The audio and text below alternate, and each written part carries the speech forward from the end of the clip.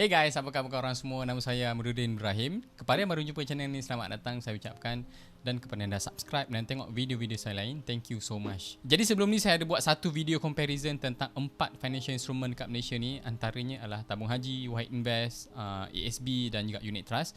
Dan saya dapat banyak sangat respon positif yang sebelum ni tak pernah dengar tentang Wahid Invest, dan currently diorang dah start buat account dengan Wahid Invest kan. Jadi personally saya rasa benda tu adalah sangat bagus. Kalau macam sebelum ni orang-orang Malaysia ni bila cakap pasal pelaburan ataupun simpanan kan, dia orang hanya akan fokus kepada tabung haji, ASB dan juga unit trust kan. Tapi dengan adanya Wahid Invest ni, so sebenarnya Malaysian ataupun orang Malaysia ni akan ada lebih banyak pilihan untuk diorang kembangkan dan juga untuk diorang simpan duit mereka. Jadi kalau ada dalam kalangan korang yang belum pernah tengok lagi video tu, korang boleh klik video kat sini. Dia agak panjang sikit, sekitar dalam 25 minit ataupun 20 lebih minit macam tu lah. Tapi personally dan juga respon yang saya dapat, video tu macam dapat banyak sangat attention, dapat banyak sangat traction dan feedback dan sebagainya. So feel free to check this out. Jadi specifically dalam video kali ni saya akan cakap pasal akaun Wahid Invest saya sendiri, apakah portfolio saya pilih sekarang dan berapa keuntungan dan juga berapa perkembangan yang saya dah dapat ataupun kerugian yang saya dah alami. Dan paling penting kita nak tahu apakah step-step ataupun apakah langkah-langkah yang kita boleh ambil untuk orang yang macam pelaburan diorang tu macam mungkin negatif ataupun belum untung lagi kan buat masa sekarang ni. Benda tu pun kita akan sentuh juga isu kenapa sekarang ni Wahid Invest ada yang negatif. Ada setengah portfolio macam very agresif dan juga agresif. Saya rasa portfolio tu tengah negatif sekarang ni, ataupun macam keuntungan diorang tu macam tengah berkurang lah. Kalau macam sebelum ni untung maybe dalam 20%, mungkin sekarang ni daripada 20% tu dah jadi dalam 15 ataupun 10% dan sebagainya kan. Jadi tanpa melengahkan masa lagi, let's get started. Jadi untuk first part ni kita akan go through saya punya account Wahid Invest sendiri, dan kita akan tengok berapa dah untung ataupun berapa dah rugi, apa portfolio yang saya dah pilih, dan kita akan sentuh sedikit kenapa portfolio saya ataupun portfolio Wahid Invest ni, especially untuk yang invest kepada stock dan juga equity, tengah negatif sekarang ni. So kita pergi kepada saya punya portfolio. Jadi kalau macam kita tengok portfolio Wahid Invest saya sekarang ni, kalau kita tengok kat sini adalah balance saya adalah RM1,088.06, dan earning earning kalau tengok kat sini negatif negatif RM11.06. So tengah negatif sekarang ni. Dan kalau macam saya tengok, saya ada 2 account. So kita akan go through kepada first account dulu ataupun first tabung. So basically untuk akaun pertama saya ni, saya tengah rugi ataupun saya tengah unrealized loss, berada dalam keadaan unrealized loss. Belum rugi lagi kita panggil sebagai unrealized loss. Sebanyak dalam 3.96% ataupun sebanyak RM7.23. Dan untuk akaun kedua, which is the second account, currently dia punya balance adalah dalam RM234.17, bersamaan dengan rugi unrealized loss sebanyak 1.73%. Kalau kita tengok total investment saya, total yang amount saya dah deposit dalam Wahid Invest ni, kalau tengok kat sini dalam RM689. Wahid fee sekitar dalam RM9.53, dan total earning kat sini adalah sebanyak negatif RM11.60. Dan cash bonus ni basically Wahid Invest ni dia ada buat referral punya promotion. So let's say katakanlah ada orang yang invest melalui referral code saya yang saya ada sediakan dalam video description di bawah. Orang tersebut dapat RM10, saya dapatlah RM10. So basically currently yang Wahid Invest dah bayar ataupun dah bagi kat saya dalam RM410.12. Itu adalah free money lah. Anyone yang belum ada Wahid Invest, korang boleh guna saya punya referral code dekat bawah. So korang dapat RM10, saya pun dapat RM10 lah. And then kita akan pergi kepada portfolio yang saya pilih. Apakah portfolio yang saya pilih? Okay, untuk first account ni, portfolionya adalah very aggressive. So this is the aggressive portfolio. So bila kita tekan dalam portfolio ni, kita akan tengok dekat mana pecahan-pecahan pelaburan tersebut dibuat.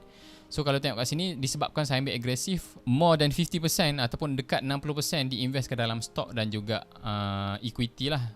So global stock kalau tengok kat sini adalah Wahid FTSE US Syariah ETF, dan Sukuk RHB Islamic Bond, dan Malaysia Maybank Sukuk. Dan emerging stock ni, ni yang ni dekat Malaysia dengan dekat China, dalam almost dalam 18%. Ada gold, portion untuk gold, dan ada juga disimpan dalam bentuk cash. Jadi dalam video sebelum ni saya ada mention yang kelebihan White Invest ni, dia dah pecahkan kita punya portfolio tu kepada beberapa asset class lah. Kita panggil benda tu sebagai diversify. So tak adalah risiko tersebut macam concentrated ataupun tertumpu kepada sesuatu portfolio saja ataupun sesuatu asset class saja. Dan untuk akaun kedua, yang ni saya specifically saya invest kepada US punya stock market. So kalau kita tengok buka portfolio ni, dia ada dua je. Yang ni untuk portfolio US stock market ni memang dia akan fokus kepada US saja. Sebab tu kalau kita tengok almost dalam dekat 98% diinvest ke dalam US punya stock yang syariah compliance lah, dan 2% lebih ni dia berada dalam bentuk cash lah.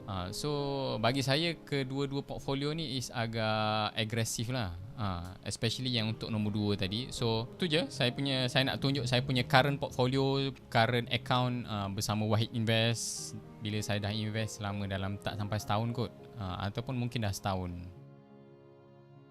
Jadi kita akan sentuh sikit kenapa currently untuk portfolio agresif, very agresif dan juga US stock market ni berdarah sedikit ataupun kita cakap negatif kan. Jadi kalau macam kita tengok akhir bulan 9 baru-baru ni, sebuah company gergasi China, kita panggil sebagai Evergrande, itu adalah company property nombor 1 dekat China. Company tersebut macam hampir bankruptcy ataupun tengah berdepan dengan hutang yang sangat tinggi. Dia pula adalah kita cakap sebagai konglomerat yang paling besar dekat China ni untuk bahagian property. So of course perkara tersebut akan mempengaruhi supply chain untuk property tu lah. Bila cakap pasal property ni, of course dia akan ada barang-barang yang diorang ambil untuk letak dalam diorang punya asset ataupun letak dalam diorang punya projek perumahan dan sebagainya kan. Bila Evergrande tu macam default ataupun macam tengah mengalami krisis yang besar, so of course ekonomi dunia akan terkesan lah. Saya tak nak sentuh banyak sangat. So itu adalah main event yang tengah berlaku sekarang ni. Kalau macam kita pergi kepada total earning ni, kalau kita tengok sebelum September, saya punya pulangan adalah sekitar dalam 20, ada sampai paling tinggi dalam 20 lebih lah, 23 ringgit ataupun 24 ringgit kan. Tapi bila masuk kepada September, awal September tu okey lagi, and then bila pergi masuk kepada pertengahan September tu, itu adalah bila Evergrande ni mula menghadapi masalah lah. So sebab tu kalau kita tengok kat situ, total earning tu dah berkurang daripada 20 ringgit jadi 15 ringgit, so jadi 2 ringgit. Last akhir bulan 9 tu, untuk account ni dia adalah sekitar dalam RM2.75. Korang nampak tak? Dia punya penurunan daripada RM20 lebih dah jadi dalam RM2 lebih. Dan kalau macam kita tengok akhir September tu, saya punya earning ataupun saya punya keuntungan sekitar dalam unrealized negatif 8.54 sen. So daripada positif and then pergi makin rendah and then currently dah negatif kan. So currently tengah negatif lagi di portfolio sebab majoritinya sebab macam saya cakap tadi lah, Evergrande punya company tadi. Dan untuk US punya stock pula, account kedua saya ni, kalau kita pergi kepada sini, yang ni sebenarnya baru lagi saya invest dalam akhir bulan 8 macam tu. Sebenarnya kalau macam tengok, bila saya masuk je, dia dah making profit lah, tapi tak banyak lah, dalam 2, 3, 4 ringgit. Tapi relatif kepada saya punya amount deposit saya tu, bagi saya is a good progress lah. Cumanya bila masuk macam tadi juga, bila masuk pada September tu dia dah start negatif. Dah masuk negatif kosong, negatif RM1, negatif RM3, and then tengah recover balik. So sekarang ni tengah negatif lah. So that's why bila dia accumulate ataupun dia campur semua kedua-dua portfolio saya ni, total earning saya adalah negatif RM11. So basically macam saya cakap tadi, company Evergrande ni dia adalah company yang paling besar dekat China. Dan seperti kita tahu, China ni adalah antara kuasa besar dunia ataupun kuasa ekonomi dunia yang sangat besar. So bila ada satu company konglomerat ataupun Evergrande tadi menghadapi masalah, of course ekonomi dunia pun akan efek juga. Sebab tu kalau macam kita tengok, walaupun portfolio tadi diinvest ke dalam Amerika Syarikat, dia akan ada tempias dia juga. Jadi untuk part kedua ni adalah saya nak kongsikan sedikit apakah step-step ataupun apakah langkah yang saya akan buat. Dan dalam keadaan sekarang ni, sebenarnya walaupun saya cakap pasal Wahid Invest, so basically apa benda yang saya cakap ni dia boleh merangkumi untuk banyak sangat ataupun secara general pelaburan tu sendiri. Mungkin korang boleh apply benda yang sama dekat unit trust, korang boleh apply benda yang sama dekat emas, mungkin cryptocurrency dan sebagainya kan. Jadi pertama-tama sekali bila kita cakap pasal pelaburan ni, nak tak nak kita akan bercakap tentang risiko tentang kerugian. Kalau macam kita tengok case sekarang ni, Wahid Invest ni kita cakap tengah rugi lah kan. So cumanya bergantung kepada how much yang kita tengah rugi ataupun how much yang kita tengah unrealized the loss. Lain lah kalau macam kita compare dengan ESB. Kalau macam so far ESB, macam saya cakap sebelum-sebelum ni, ESB ni saya tak kategorikan dia sebagai tempat pelaburan. So far sepanjang 30 tahun ESB ditubuhkan, PNB sendiri tak pernah mendeclare ataupun tak declare dividen. Setiap tahun ESB akan declare dos dividen lah. Cumanya ia sama ada banyak ataupun kurang.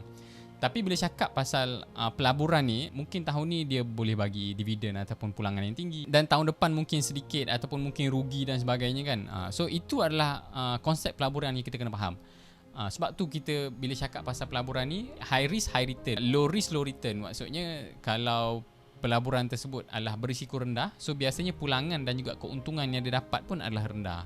Risiko kerugian pun adalah rendah. Bila cakap pasal pelaburan saham, Wahid Invest dan juga cryptocurrency dan sebagainya kan, kita akan nampak pulangan-pulangan yang dalam 2 digit, dan untuk cryptocurrency mungkin ada yang dah cecah dalam 3 digit dan sebagainya kan.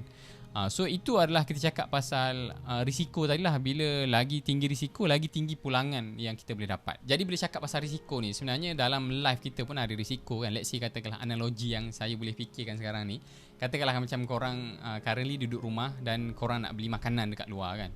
So makanan tu tak akan datang sendiri. Of course korang sama ada korang beli melalui online ataupun korang pergi naik kereta, pergi naik motor untuk beli makanan tu kan. So risiko korang nak sampai dekat tempat tu dan bawa balik makanan tu adalah ada. Dia bukannya macam tak ada risiko tu. Mungkin kalau macam korang naik motor ataupun korang naik kenderaan dan sebagainya, kemungkinan untuk berlaku aksiden tu ada. Atau bila korang dah sampai kedai tu, tiba-tiba makanan yang korang nak cari tu tak ada.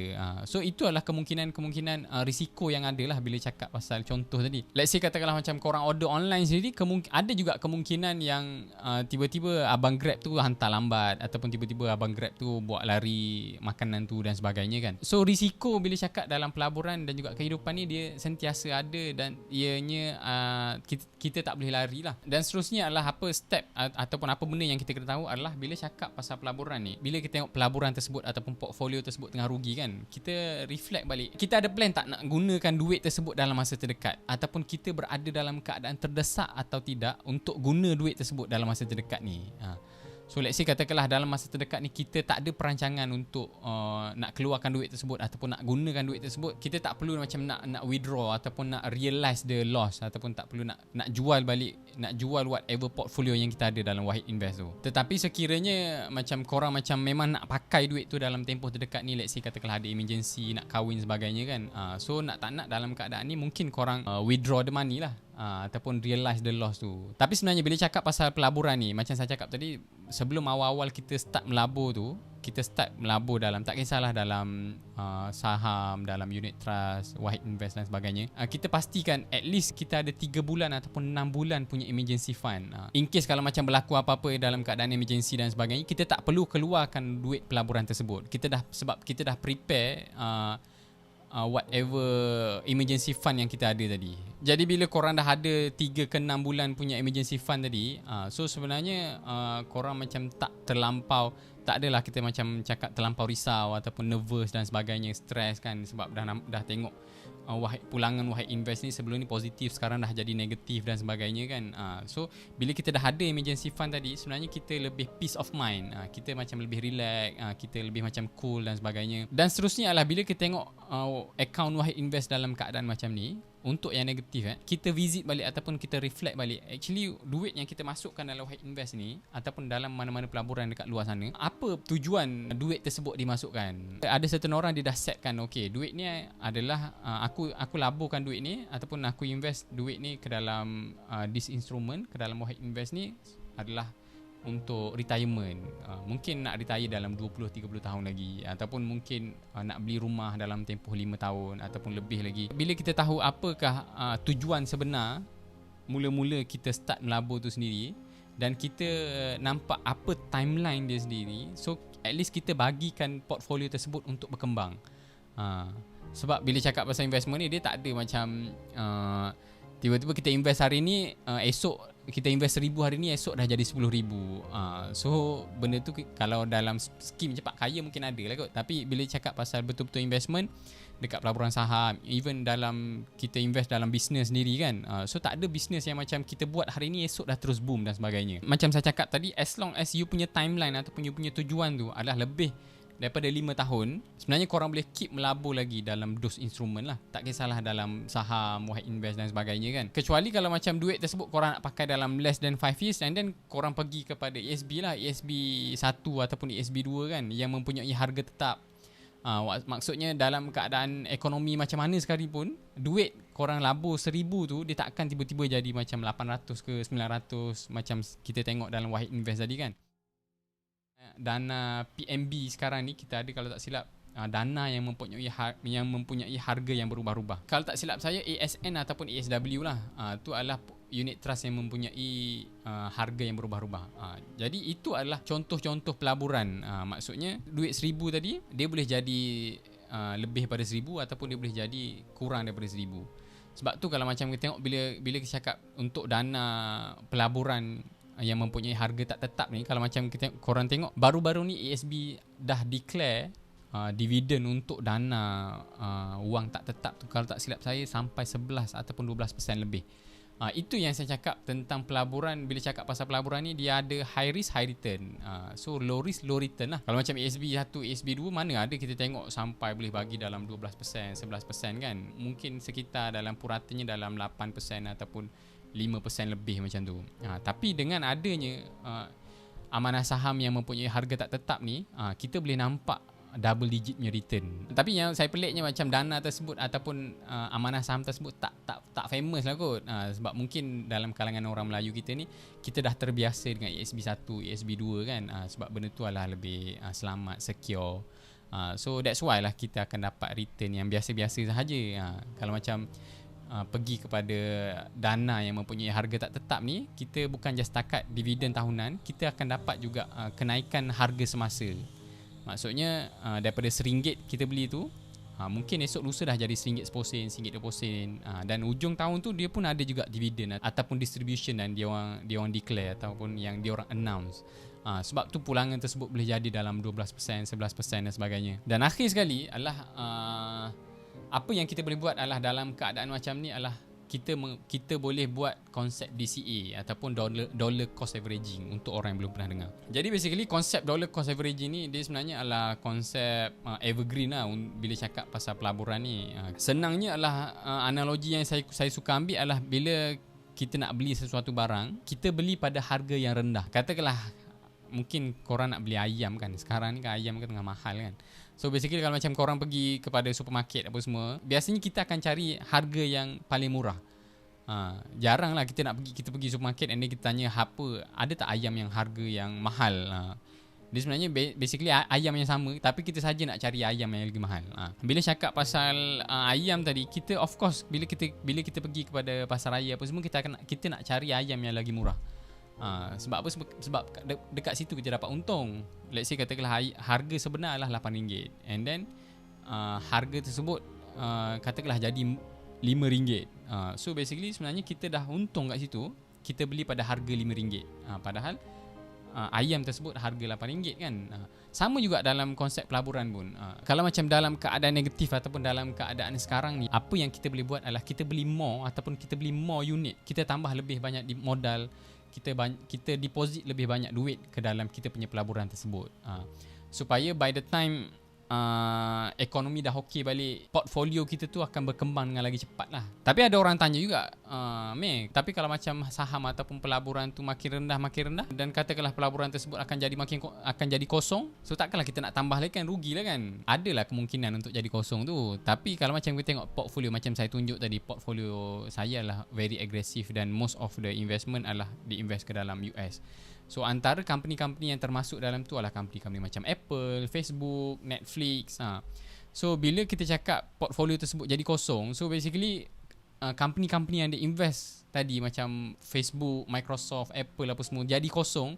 So bagi saya macam benda tu it is sangat macam mustahil untuk benda tu berlaku. Dan kalau pun benda tu berlaku, sebenarnya korang ada lagi masalah besar yang korang perlu risau daripada korang risau untuk korang punya pelaburan ni kan.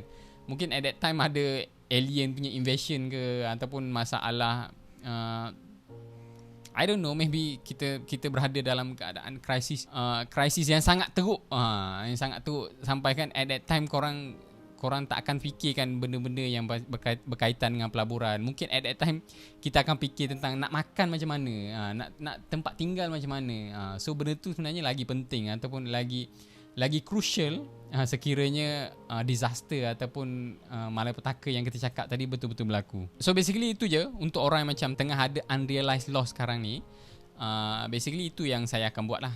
Saya akan check balik step 1, step 2, step 3, and then yang paling penting adalah kalau ketiga-tiga tadi kita dah faham, yang paling penting tadi adalah kita buat DCA lah.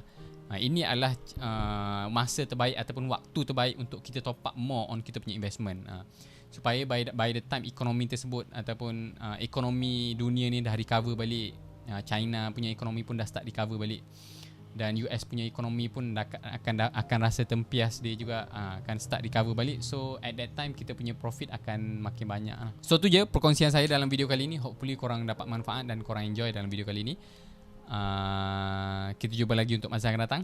Jumpa lagi, bye.